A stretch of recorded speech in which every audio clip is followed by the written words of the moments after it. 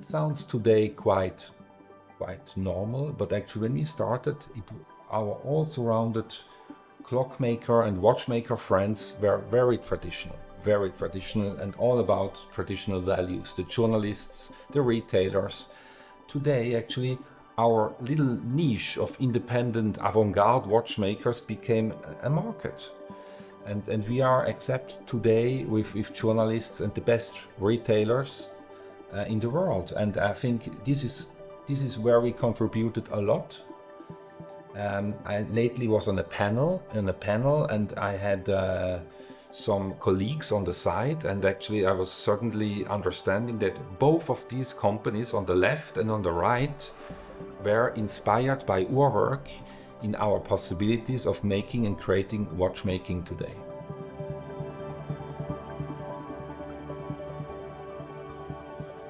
My name is Felix Baumgartner, and I am Chief Watchmaker of Urwerk. The story of Urwerk is kind of, it's a long story. Actually, Urwerk we created 27 years ago. And actually the first prototypes we created already 28, 29 years ago. So it's almost, actually it's over half of my life now. I'm doing Urwerk. I'm doing Urwerk with Martin Frei. So I come from a watchmaker background.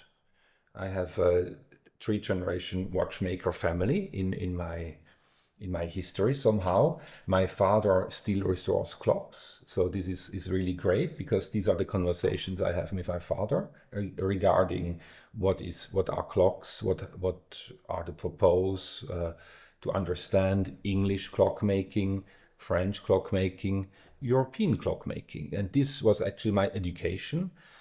My grandfather was at IWC, worked at IWC, and then opened by himself a watch store in Schaffhausen.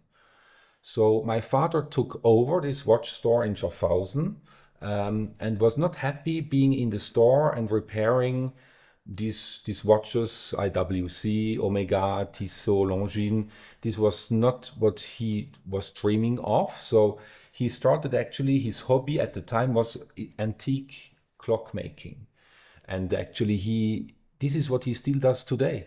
And this is my school, my education of watchmaking. And this is how I started actually my journey already with 5, 6, 7 years. I was very young when I visited my father's atelier, where he was fighting. I always say fighting, because to really make them work again, these old clocks, you have really to believe, and you need a passion, and you need to somehow insist on certain parts, because you have clocks which are very innovative, very creative, but also very tricky, complicated mechanisms. I love watchmaking. Actually, I loved mostly clockmaking. And with clockmaking, you have only what you can do in Switzerland is the Uhrmacherschule Solothurn. As I grew up in Schaffhausen, I went to the Swiss-German part, the only watchmaking school in the Swiss-German part, which is in Solothurn. And so I followed 4 years of this watchmaking school. And then at the end, there was an offer of Sven Andersen in Geneva. So my father offered me to join him in his atelier to work with him on clocks.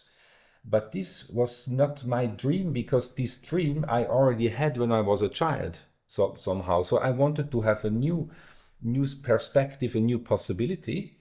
And then, so I joined Sven Andersen in Geneva in his workshop as an independent watchmaker. So I worked for Sven Andersen, but also I was able to work on my own projects. And my own project from 95, 96 on was Urwerk with Martin Frei. And so we developed together this vision of independent, or let's say really contemporary watchmaking. Contemporary watchmaking for me is watchmaking inspired from the nature, but also inspired from the science, from the technique, from architecture, from art, what is happening today. To go this journey, to be able to go in this journey, I was actually lucky to have my cousin Christoph Träger.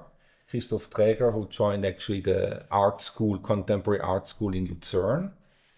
And he at the time met Martin Frei. Martin Frei was at the art school in Lucerne.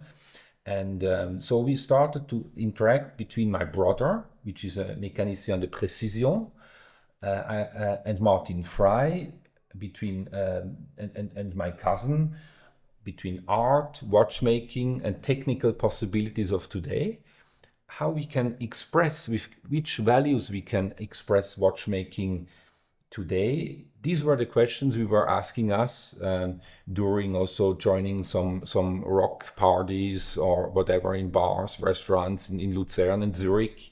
And so we had a good time together. We were friends, but in the same time, we were questioning the reason of watchmaking in the 90s. So Urwerk is actually a laboratoire somehow where we are looking to find answers to these questions. When we have a new idea at Urwerk, we have to love that idea so much that we want to have it on our own wrists. This is always what we say. That's the test between Martin Frei and myself. If we play ping pong, what we do quite often between Geneva and Zurich, we play ideas and creations and ideas between the two cities. So we know each other since a long time, so that goes quite quick.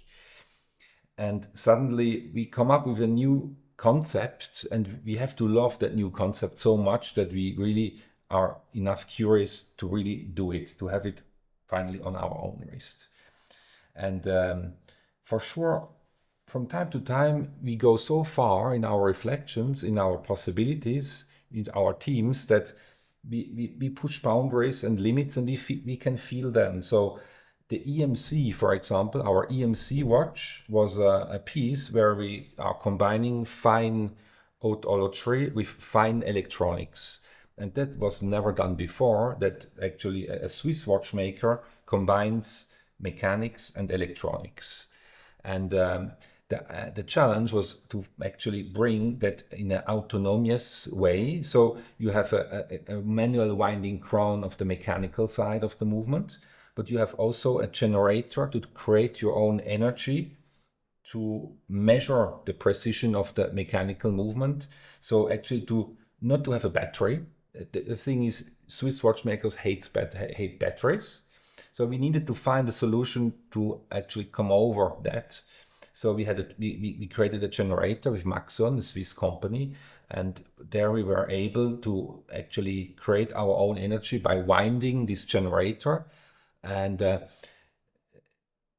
thing is, the whole thing that you need to look with a light to the balance wheel, the frequency, but then you need a lot of power to calculate that. So it was a whole computer we had to create. So, and that took years and years and years. So you have to be really convinced to get at the end of these kind of crazy developments, because usually a timing machine of a watchmaker on his bench, on his atelier bench, is actually a big tool which you plug in, and then you have a microphone and you check your mechanical movement on it, and you reduce that whole machine, that whole instrument, electronical precision instrument, into the watch. So these kind of crazy visions we are able actually to fulfill with Urwerk. We have here the UR Scorpion 150. This is our baby coming in 2 weeks. So it's IM Watch in Singapore. So we are very proud actually to present this 150 further evolution of a revolving satellite complication. But it's not only an evolution out of a complication we already do, it's a totally new complication because it's all connected. You have a minute hand here. You have this minute hand, which is actually connected to the 3 satellites plus the turbine. So when this comes up to 60 minutes, it flies back to 0 minutes. But while the minute hand is flying back to 0, the 3 satellites, our satellites, actually are adjusting to the next hour. So that's an incredible movement, because here we move not only one hand, we are moving one triple hand plus 4 satellites plus a turbine. So we have an incredible mechanism here to control the energy and the force. We call it actually the perfect storm, because the perfect storm needs a lot of details, we have a spring, we have an eccentre.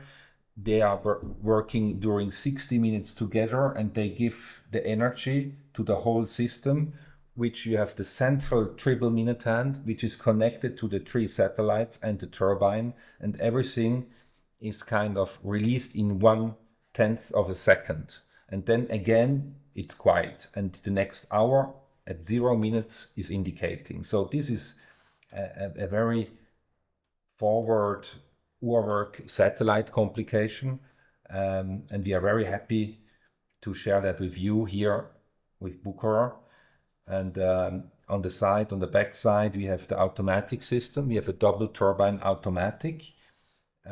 This helps to absorb shocks. So when you are actually with this watch on your wrist, fighting through the reality of your life, you are actually kind of protected.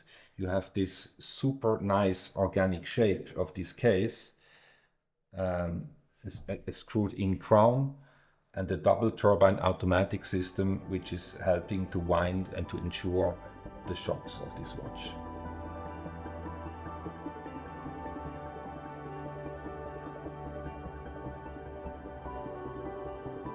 My name is Martin Frei, and I'm the chief designer, co-founder, co-owner of Urwerk. When I started working with watches, it was exactly the same tools or the same knowledge that I would use that I learned, by what I studied. I studied graphic design first, and fine arts, sculpting, and then film. So I was just looking at the world. But time was something that fascinated me, probably already because my father, from his side, he's a physicist, like an engineer in basic research. And so I was always confronted with this kind of strange concepts of how reality works. So time was something, it's like a puzzle, something we don't understand. There's so many different sides to it. Like that's one thing that I was focusing on.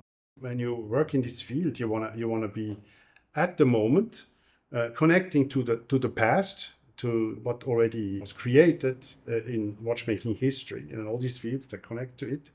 And you want to express that. You want to express that in the moment. So if you do that, you need to create kind of like your own language.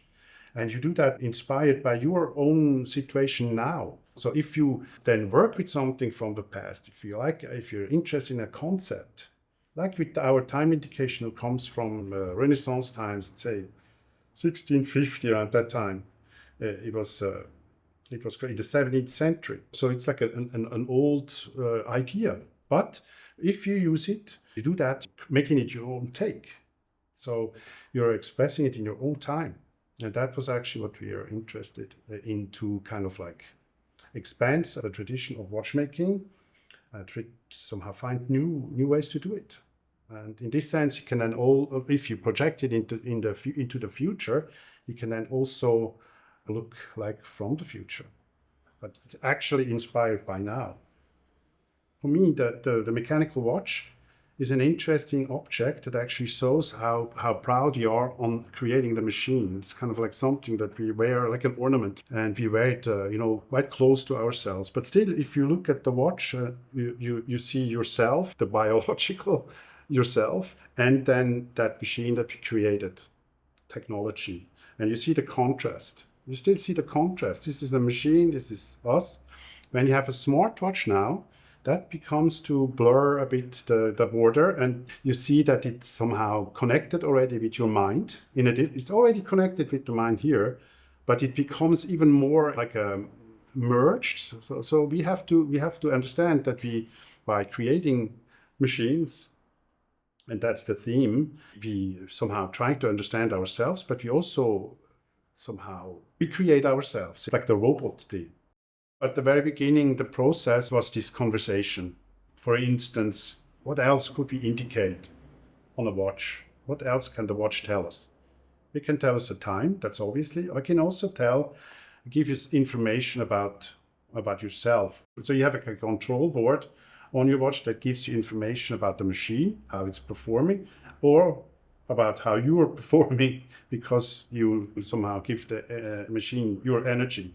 So it's kind of already merged, you know. So we have actually these questions, and this is then something that in this discussion asks or demands for somehow an experiment. So we do a watch as an experiment, and then we get answers from it, and that's how we progress.